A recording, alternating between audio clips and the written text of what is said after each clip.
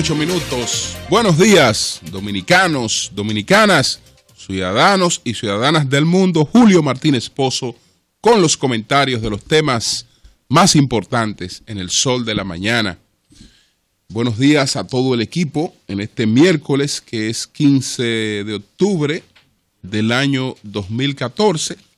María Elena Núñez, Víctor Gómez Casanova, Eury Cabral, José La Luz, Melton Pineda y Don Amaury Saibar, a nuestros distinguidos colegas de 5 a 7 de la mañana, a Yuri Rodríguez, Humberto Paniagua, Andrés Martínez, Álvaro Camaño, Mario Díaz en los controles, en Santiago de los Caballeros, a Ramón Paulino, así late la ciudad, el corazón, Rafael Díaz, nuestro cronista deportivo, Manuel González Manegonte, nuestro catedrático del sector agropecuario, a Helen Hill, nuestra productora, a Sonia Patiño, nuestra coordinadora, a Joa Bernal y a todo el equipo de BTV Televisión. Buenos días a todos y a todas.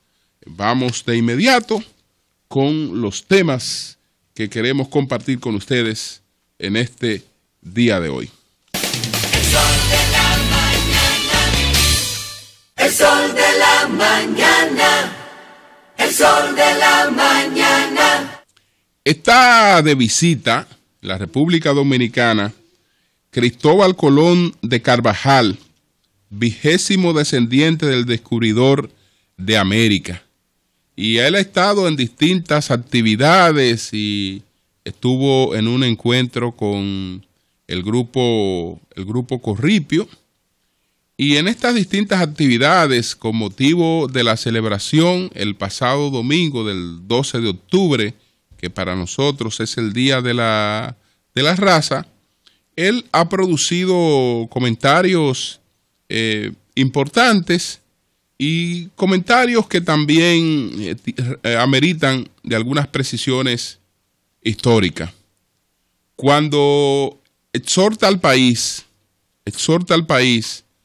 a incluir una oferta cultural, realmente nos está hablando de un gran nicho para la República Dominicana, de una gran oportunidad para la República Dominicana.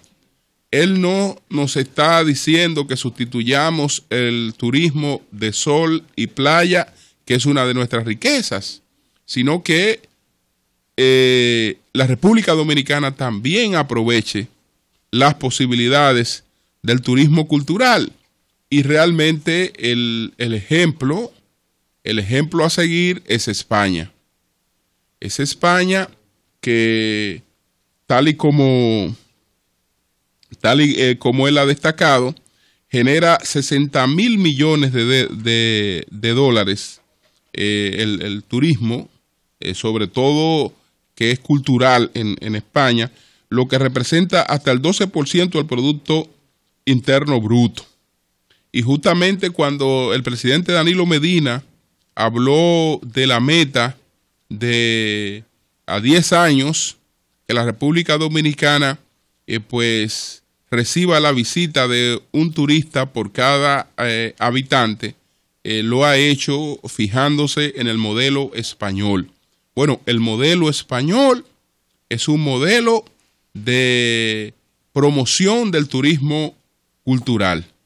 En España están varios de los monumentos más visitados del mundo y los españoles bastante provecho que le sacan a esas visitas.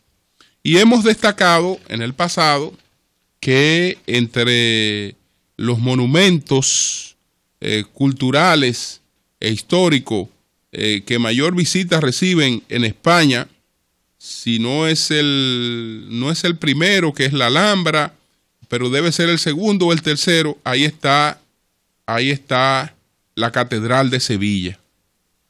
Ahí está la Catedral de Sevilla. Y el monumento más visitado en la Catedral de Sevilla es la tumba de Cristóbal Colón. Lo que los españoles le han querido decir al mundo, que es la tumba de Cristóbal Colón.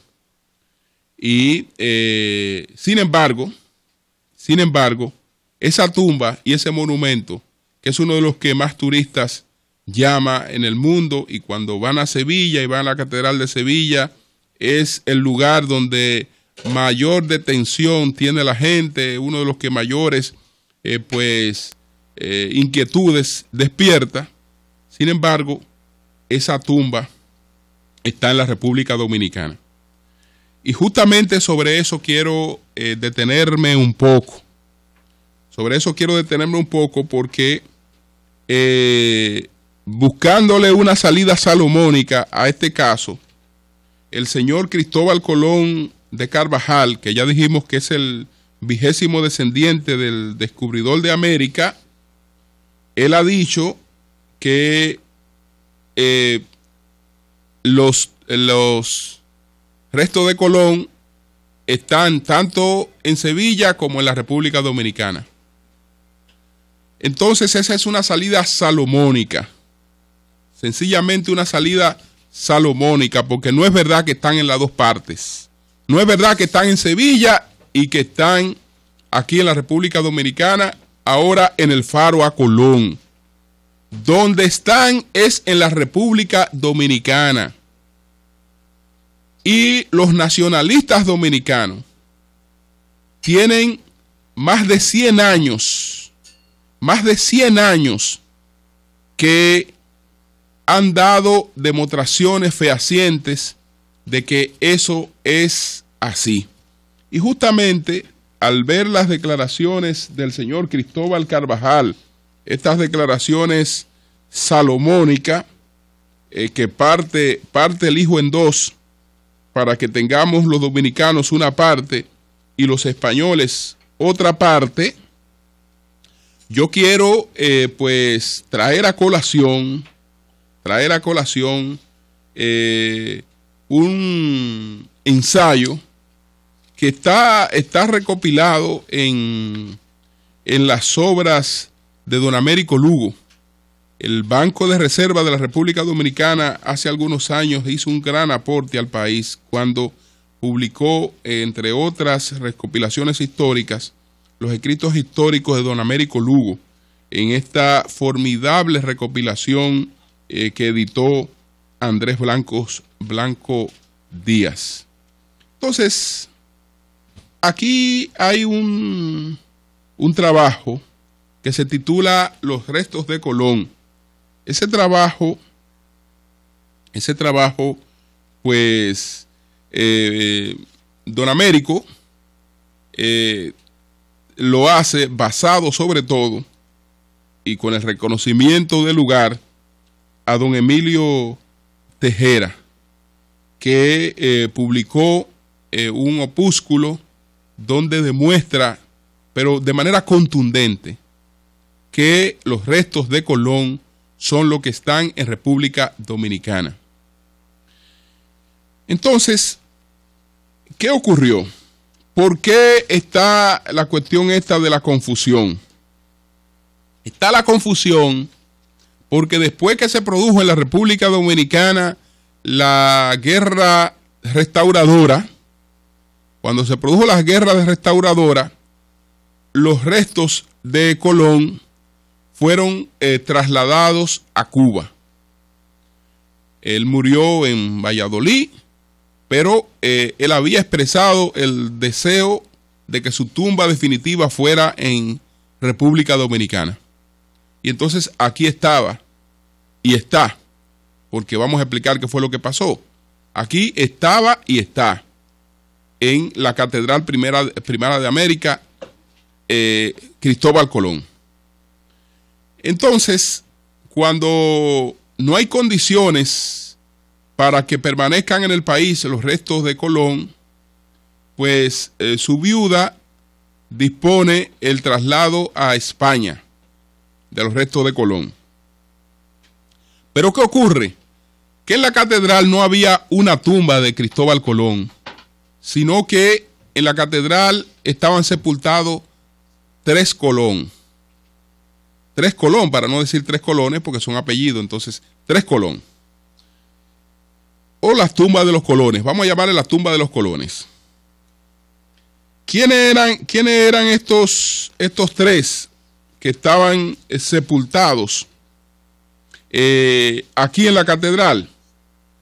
Luis Colón, que es hijo de Diego Colón, es decir, nieto de Cristóbal Colón. Diego Colón, hijo de Cristóbal Colón, y Cristóbal Colón. No se sabía que eran tres las tumbas. No se sabían que eran tres las tumbas que habían aquí, sino se creían que eran dos tumbas. Y cuando la primera vez que se descubrió, y todo esto lo expuso en aquel trabajo que después recrea don Américo Lugo, don Emiliano Tejera, la primera vez que se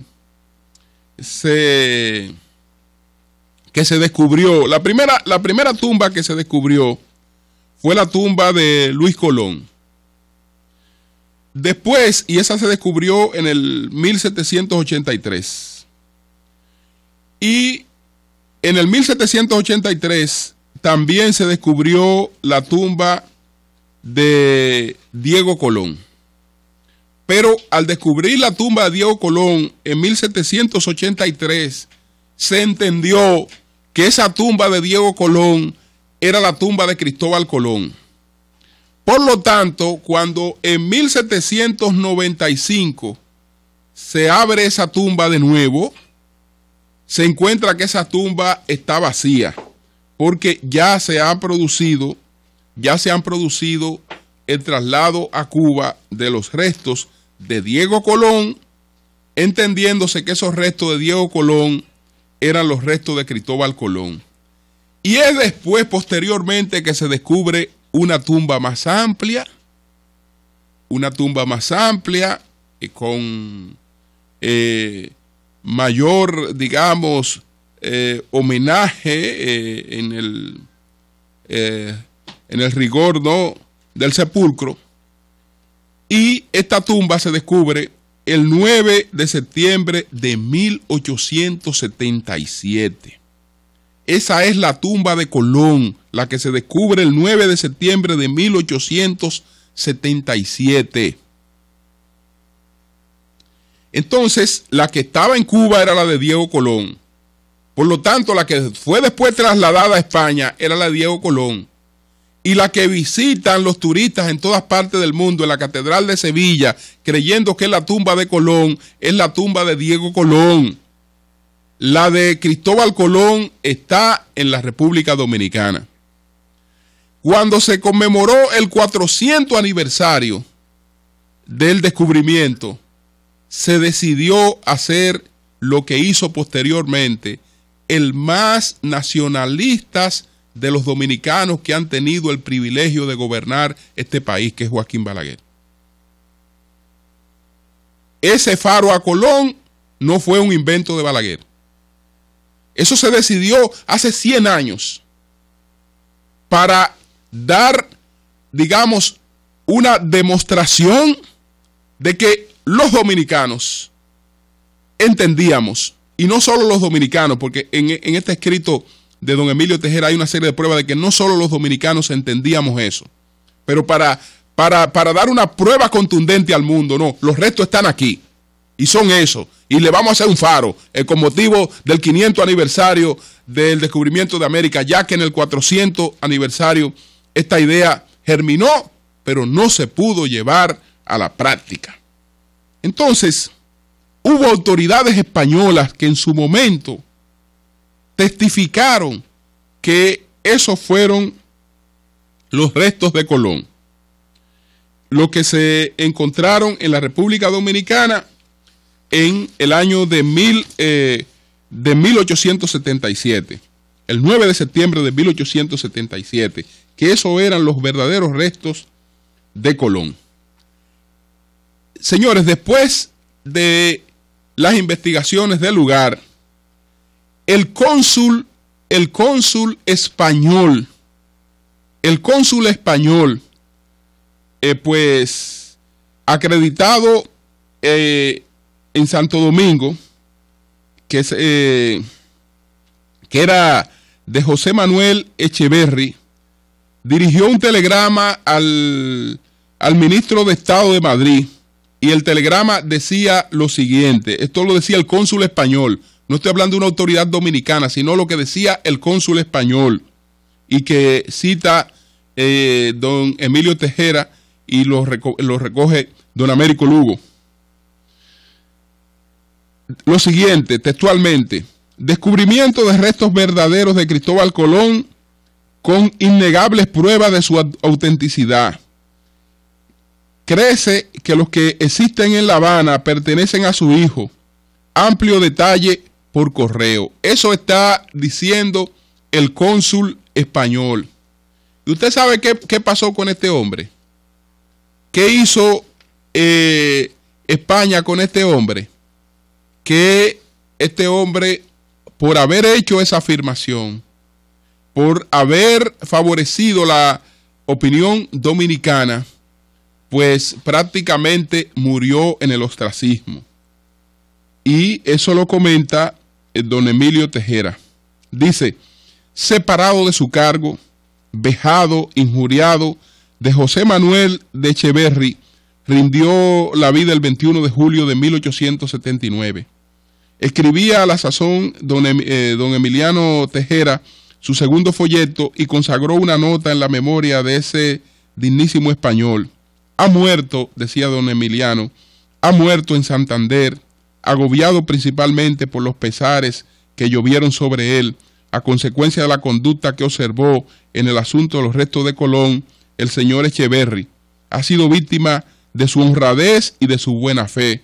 Representante de una nación franca y caballerosa, él mismo creyó indigno de sí y del Estado a que pertenecía negar una verdad que se presentaba a sus ojos con los caracteres de evidencia, y ni aún le cruzó por la mente la idea de que mientras no se conociese la manera de pensar de su gobierno, podía convenirle disfrazar esa verdad con reservas que permitieron más tarde su negación. Ese fue el primer español, el cónsul de Echeverry, que testificó que lo que estaban allá en España era lo de Diego Colón y no lo de Colón. Así que no es verdad que una parte está aquí y que otra parte está allá. No, los restos de Colón están aquí en la República Dominicana. Otro testimonio. Usted sabe que España designó un comisionado y después del informe de los comisionados canceló los comisionados, y comisionados españoles que también testificaron que los restos de Colón son los que están en la República Dominicana. Entonces, ¿qué pasó con estos comisionados? En cuanto al comisionado de Sebastián González de Fuente, ese otro español remitió al gobernador general de la isla de Cuba desde esta ciudad de Santo Domingo el 17 de diciembre de 1877 el informe oficial en que, según se ha visto, concluía. Estamos hablando del comisionado, un comisionado español, para tratar de esclarecer la verdad. Entonces el comisionado en su informe oficial le dice a España lo siguiente: que los restos hallados en la Catedral de Santo Domingo el 10 de septiembre de 1877 son los verdaderos del gran almirante don Cristóbal Colón. Pero como esta conclusión contradecía la intención oficial española expresada en el oficio mismo, que había sido dirigido con motivo del supuesto hallazgo de los llamados restos de Cristóbal Colón, Jovellar desechó el informe oficial de González de la Fuente, decidió enviar inmediatamente a Santo Domingo un segundo comisionado e hizo embarcar al efecto el 10 de diciembre del mismo año a de Antonio López Prieto, el cual había publicado el 24 de octubre anterior un folleto intitulado Los restos de Colón, examen histórico crítico, en que improvisadamente y sin ningún examen de los hechos había calificado el hallazgo del 10 de septiembre de 1877 de un gran delito histórico. Es decir, como el comisionado imparcial que nos enviaron a hacer la investigación determinó que los restos eran los que estaban en la República Dominicana, entonces nos enviaron un segundo comisionado ya prejuiciado, un hombre que sin haber puesto un pie en la República Dominicana, sin haber venido a investigar absolutamente nada, ya había escrito sus conclusiones en España y ahí nos estaba acusando de un delito histórico. Entonces, ¿qué ocurrió? Que ustedes saben que la República Dominicana, que ha tenido que hacer varias guerras de independencia, tiene un programa nacionalista que va cobrando mucha vigencia y mucho rigor en la lucha contra la invasión estadounidense del año de 1966 y de 1916, la primera invasión, que fue la de 1916, 8 años de ocupación contra lo que luchó en todos los terrenos el nacionalismo dominicano, en el terreno, digamos, práctico de la guerra en el este, ¿no? Con toda la montonera, que fueron bautizados como gavilleros, etcétera, y también en el plano internacional. Entonces, después que se produce la desocupación, el nacionalismo pues levanta todo un programa reivindicativo en el que tiene planteado definir cosas como esta. Pero ¿qué ocurrió? Que ustedes saben que hubo una gran frustración en el camino del nacionalismo dominicano, porque los nacionalistas hicieron un pacto con Trujillo y Trujillo los traicionó y después se alzó con el santo y la limosna. Trujillo era nacionalista porque asumió el programa de los nacionalistas dominicanos, a los que él desplazó, a los que él engañó. Entonces él se deshizo de ellos, de una parte de ellos, pero no del programa, y siguió agotando en cierta medida ese programa. Pero lo que hicieron los nacionalistas dominicanos en todos los foros internacionales para demostrar que los restos de Colón eran los que estaban en Santo Domingo fue boicoteado por España en todos los lugares donde se intentó hablar y en todos los foros internacionales.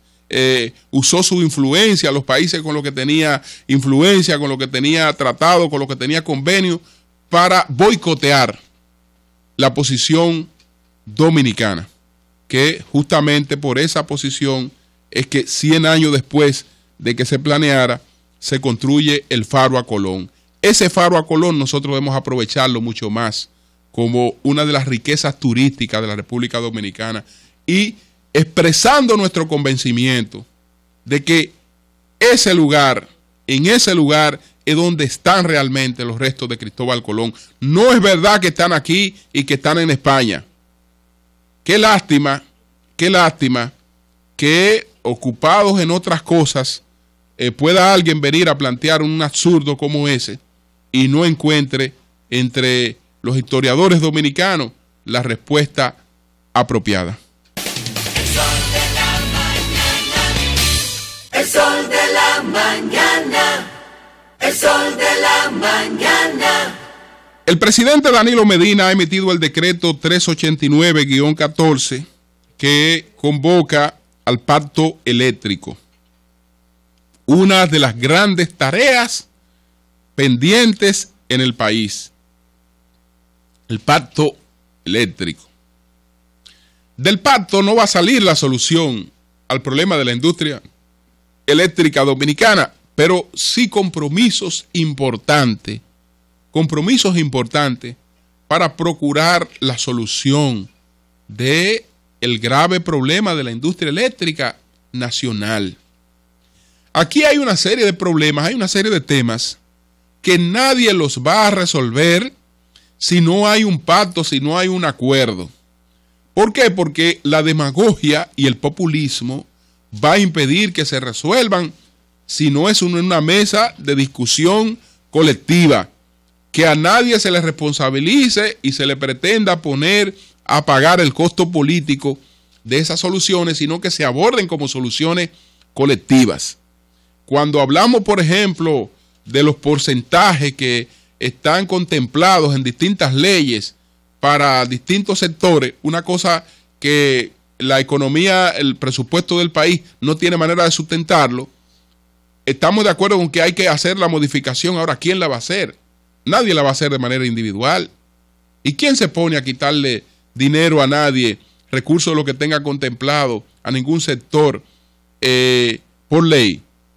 ¿Qué partido político de manera particular se va a echar eso encima? ¿Para que ese sector entonces se vaya contra ese partido? No, eso hay que hacerlo de manera colectiva. Eso hay que hacer. Vamos a sentarnos en una mesa ya cuando se esté discutiendo un pacto fiscal. Ahora de lo que se trata es del pacto eléctrico. ¿Cuál es el problema de la industria eléctrica nacional? Tiene varios. No es solo un problema de generación, que el problema de generación es el que más se ha trabajado. Incluso la reforma que hizo el primer gobierno del PLD se concentró sobre todo en resolver el problema de generación. Pero al problema de generación hay otros problemas. En estos momentos no es ni siquiera un problema, no hay problema de generación. En estos momentos el problema es del costo de esa generación, porque también hay generación suficiente, pero a un costo que está muy por encima de que el costo incluso que al que venden las distribuidoras al público. Entonces no es rentable, no es rentable. Con plantas a carbón, con las varias iniciativas que ha tomado la administración Medina, se busca un parque de generación de más bajo costo para poder propiciar un equilibrio en la industria eléctrica. Entonces, tenemos ese problema. Tenemos el problema inabordable del subsidio. Porque en una mesa el problema se resuelve fácil. En los micrófonos, más fácil todavía. Si el problema es el subsidio, el problema es eliminar el subsidio. Eso es muy fácil decirlo. Eso es fácil plantearlo. Lo difícil es llevar eso a la práctica. Llevar eso a la práctica en una industria que le vende a 100 personas, pero que le cobra a 60 y tantas. Pues no hay negocio que prospere y que pueda sustentarse cuando una parte de los clientes reciben el producto bastante caro que elabora ese negocio, pero no pagan por lo que reciben. No pagan por lo que reciben. Entonces, la industria, para suplir sus costos, va a cargar un poco más a lo que pagan. Pero aún cargando más a lo que pagan, la carga es tan pesada que lo que pagan no pueden llevarla solo. Entonces el gobierno tiene que venir en auxilio de los que pagan con un subsidio generalizado, que es lo que existe hasta ahora. ¿Qué se plantearía? Un subsidio focalizado. Subsidio focalizado porque ahora mismo prácticamente todos estamos recibiendo el mismo subsidio por parte de la electricidad. Y la pregunta es, si todos los cuartos que uno está pagando, lo está pagando con subsidio, ¿a dónde va a llegar una tarifa eléctrica sin subsidio?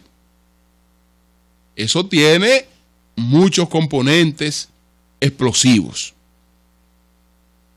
Pero en el marco de un pacto, de un acuerdo, donde la gente esté clara de qué es lo que se está haciendo, pues probablemente el asunto sea mucho más llevadero.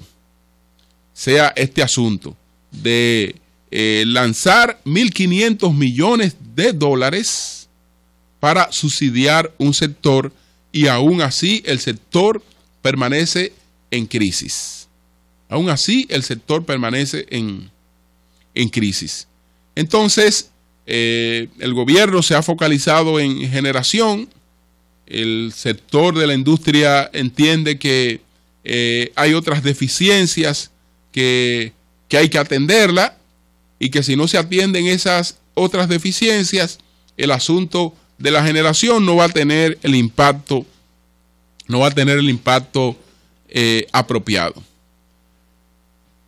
La solución sería vincular a todo el mundo a la búsqueda de una generación más llevadera. Vincular, y el gobierno que en principio, pues con relación al problema de las plantas a carbón, entendía que debían ser una planta promovidas exclusivamente por el gobierno, ha ido cambiando de idea en este sentido y parece muy presto en estos momentos a abrirse a las posibilidades de inversión del sector privado en ese término, en esa etapa. La convocatoria también cumple con el artículo 35 de la Estrategia Nacional de Desarrollo. Ese es el tema más difícil que tenemos en el plano, uno de los temas más difíciles que tenemos en el plano macroeconómico del país. Ese es uno de los más difíciles. Y cualquier solución en principio será muy traumática. Muy traumática. Por lo que se requerirá de voluntad, de sincerización y de que todos caminemos por una misma ruta. Porque si el gobierno no va a poder caminar por una ruta, si al mismo tiempo, entonces de manera demagógica, lo que esté haciendo se va a atacar y se va a enfocar de otra manera.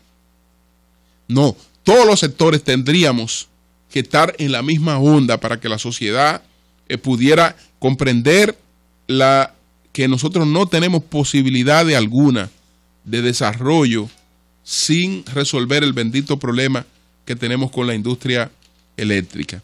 Hay otros temas que sé que van a surgir en el debate y en la agenda de los próximos comentarios, y si ahí pudiéramos haremos algunos aportes, ¿no? Como el asunto de la decisión tomada por el presidente de la Cámara de Diputados en el día de ayer. Son las 7:31. Cambio y fuera, Mauricio.